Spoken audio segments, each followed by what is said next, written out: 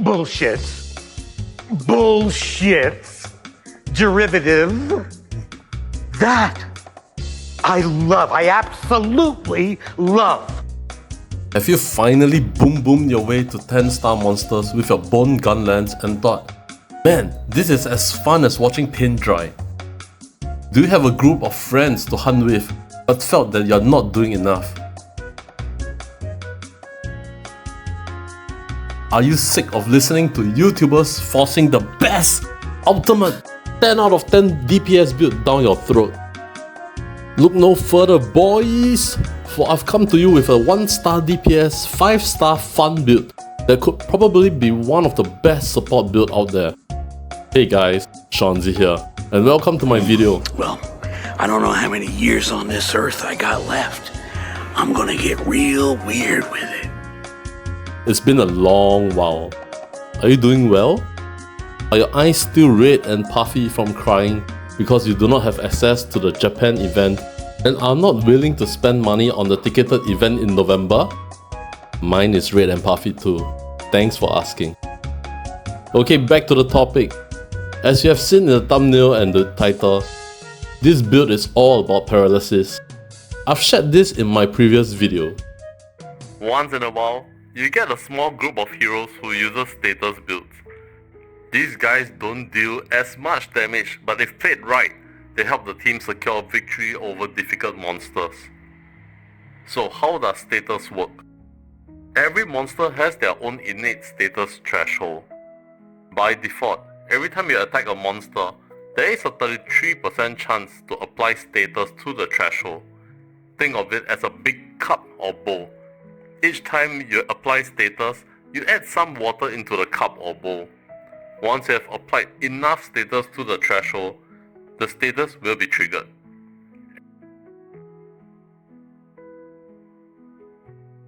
Every time the status is triggered, the bowl becomes bigger. This means that you have to apply status more before the next trigger. There are two different types of status. One type deals direct damage such as poison or blast, and the other controls the monsters such as paralysis, sleep, and stun. Now let's talk about Paralysis. In Monster Hunter now, Paralysis can only be triggered by Paralysis weapon and Paralysis ammo. Once the monster is paralyzed, the monster stops moving for about 4 seconds. There are some weapons out there that deals great damage, but only if the monster is not moving.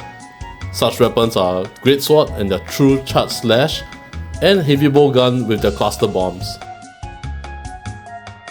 So does it mean that Paralysis is just all about locking down the monster? Well, that's not all. When the monster is paralyzed, it receives an additional 10% damage. Check this out. My Jiro's hammer deals 878 damage to Kuluyaku's head, and when it is paralyzed, it deals 966 damage. That is about 10% damage difference. Now imagine that with 3 other hard-hitting teammates.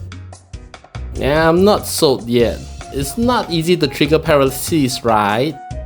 Earlier in the video, I've shared that on average, every 1 in 3 hits would apply status.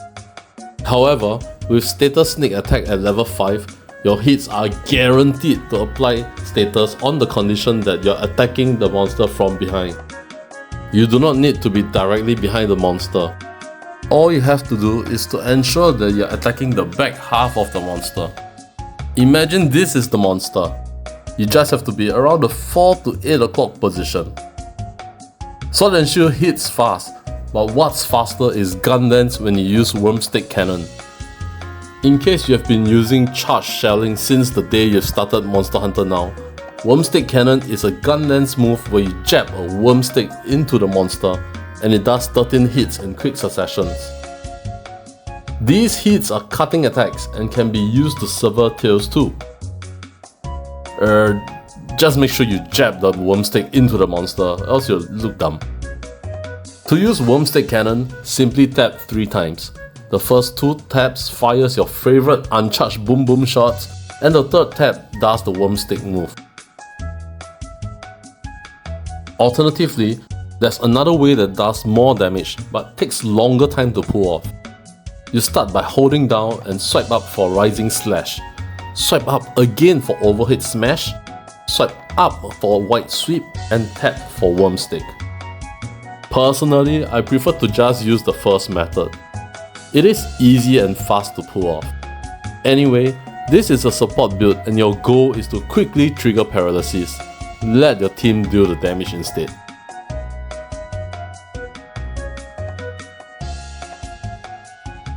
So what is the recommended build for Paralysis Gunlance? Key parts are Zuzuyaku chest, gloves, koi, and Nightshade Polymo boots. These 4 armor pieces gives you status sneak attack 5.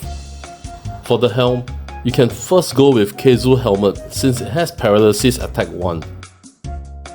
Once you have drift smelted 4 paralysis skill into the other armor pieces, you may want to consider changing the helmet to Kuruyaku. Kuruyaku helmet comes with crit eye 1 and lock on. This works well if you want to also contribute part break damage to the monster's tail. Now, don't just take my word for it. Let's hear from this random guy I found online.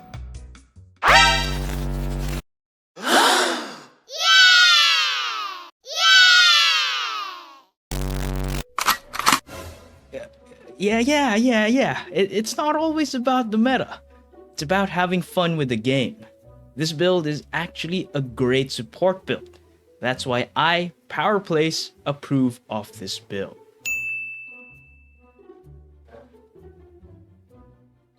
We good, Shanzi? I said it. Okay, bro, please, let me go. It's been days. I swear, I'm not gonna go against the King of Charm. Which is better, sleep or paralysis? While you can stick to either one for all monsters, it is still better to use whatever status element that the monster is weak against. Paralysis is a good all-rounder status, while sleep requires your team to use the right weapons to take full advantage of the double damage. It's gonna be a while before we see any new monsters, so if you're looking to try something new, perhaps you can give this build a shot. What do you think of this build? Let me know in the comment section below. Thanks for watching, guys.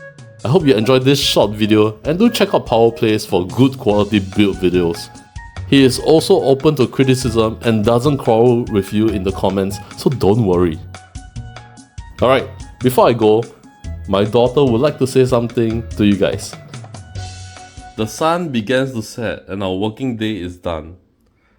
As everyone heads home, we pack up our kit. Chloe, what do they say? Goodbye, beach.